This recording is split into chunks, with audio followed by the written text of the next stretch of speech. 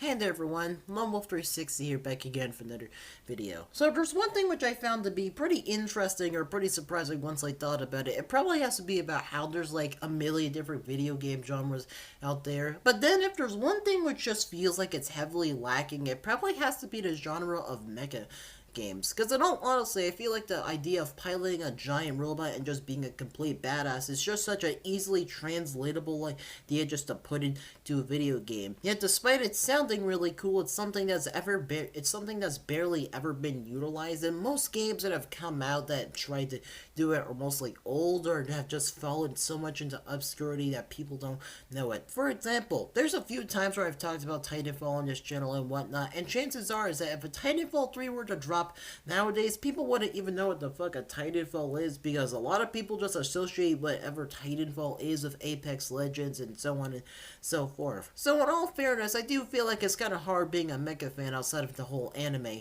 thing. However, there is one game which I feel like has piqued my interest, not only because it kind of feels like it has all the things I've been looking for in a mech game, but on top of that, I do feel like its impact might have a bit of an effect on things as a whole. So of course, let us get into the video.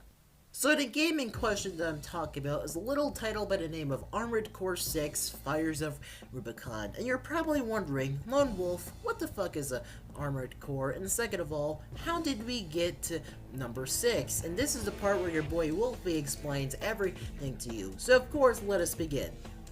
So just for a little mini history lesson, Armored Core is a series that lasted way back from the good old days of the PS1 all the way to the good old days of the PS3/Xbox 360, mainly being a series where you play as a mercenary, most commonly referred to as a Raven or Lynx later down the line, where you take missions from multiple corporations which essentially rule the world, because yeah baby, this is a corporate cyberpunk dystopia where blood is money, and apparently it does a really good job at paying the bills. And throughout these games you do a few things along the lines of blowing up stuff, defending stuff, or maybe even doing something in between. Hell, there's moments where you could be minding your own business and then suddenly you get jumped by a mech which is rather on a whole different skill level than you, or something that's just way bigger than you. And it can get pretty intense as far as gameplay goes. However, one of the biggest gimmicks behind this series in general that no other mech game has to offer has to be the way about how you can customize your own mech or AC to your heart's desire, but at a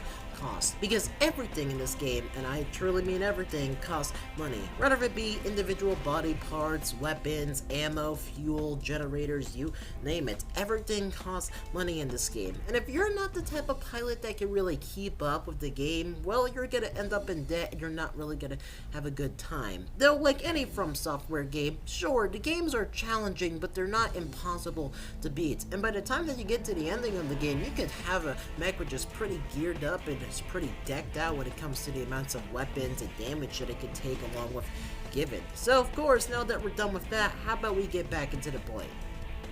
So when it comes to my reasons for being really excited for this game, for one thing, it's mainly due to the fact that it's one of those games that feels like it was just perfectly tailored for me. Mech customization and gameplay where you get to slide around with a cool giant robot, that seems like something for me. And as cool as something like Zone of the Enders and Titanfall was, I kind of feel like this game is really going to be something different with the amount of customization on hand. But on top of that, I also feel like this game's impact is going to be something that leads to a very interesting end result. Because when it comes to From Software, I feel like they have something that other game developers don't. Because remember when I brought up Titanfall a minute ago when I talked about how, you know, a lot of people wouldn't really care about it because they'd be way too concerned with Apex Legends? I feel like if a Titanfall 3 were to drop, there's no denying that there would be a 50-50 chance that it would probably be a big game, or it would probably go under. However, I do feel like it would be a game which, despite its relative success or not, wouldn't really outright inspire other mech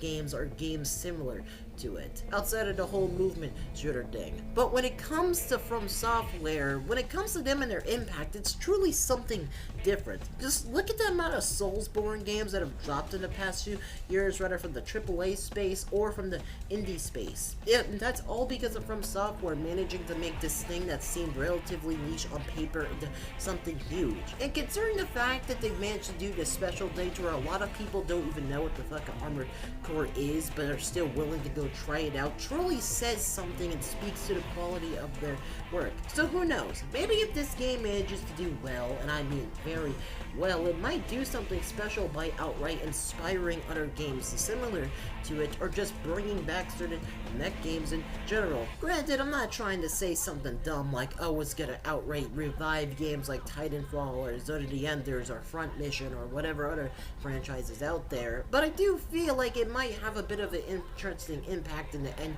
game of it all. But that's all I really had to say. I hope you guys all enjoyed the video. I'll see y'all in another video coming soon. Enjoy the outro, and later, folks.